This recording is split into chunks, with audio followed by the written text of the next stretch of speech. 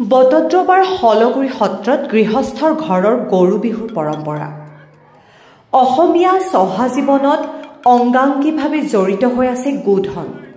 সেইবাবেই চাগে বাপতি সাহোন ৰঙালী বিহুৰ প্ৰথমটো দিনত পালন কৰা হয় গৰু বিহু। অসমীয়া চহা জীৱনৰ অন্যতম উৎসৱ এই গৰু বিহুত ৰাজ্যৰ বিভিন্ন প্ৰান্তত পালন কৰা হৈছে পৰম্পৰাৰে। সমান্তৰালকৈ বটদ্ৰৱাৰ হলগুৰি সত্ৰৰ ৰাইজে সাতামপুৰুষীয়া ৰীতি নীতি মানি পালন কৰিছে গৰু বিহু।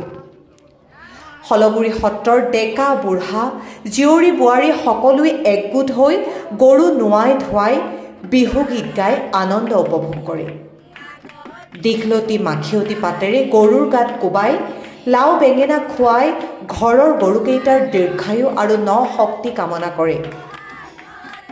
অসমৰ কৃষি প্ৰধান সমাজত গৰুৱে পালন কৰি অহা উল্লেখনীয় ভূমিকাৰ প্ৰতি শ্ৰদ্ধা জনাই অসমীয়াৰ এই অনুপম পৰম্পৰা চলি আছে বুলি গঞা ৰাইজে মন্তব্য কৰিলে। বটদ্ৰৱাৰ পৰা মেহদী জামানৰ ৰিপৰ্ট, এনি এক্সপ্ৰেছ।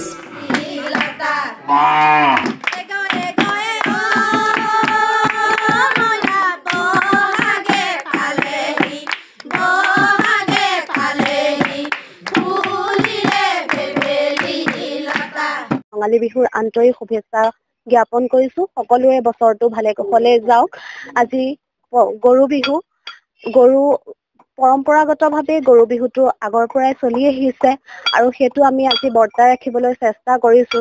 যিহেতু আজিকালি প্ৰত্যেকৰে ঘৰত গৰু নোহোৱাই হৈ গৈছে, গতিকে আমি সমূহ এইখিনি ওচৰ চুবুৰীয়া মিলি গৰুখিনিক একেলগে গা পা ধুৱাই কৰি পৰম্পৰাটো ৰক্ষা কৰি বিহু উদযাপন কৰিছো। আৰু এনেকৈ আমি বহুত বুজাব নোৱাৰা অনুভূতিৰে গৰু বিহুটো পালন কৰিছো।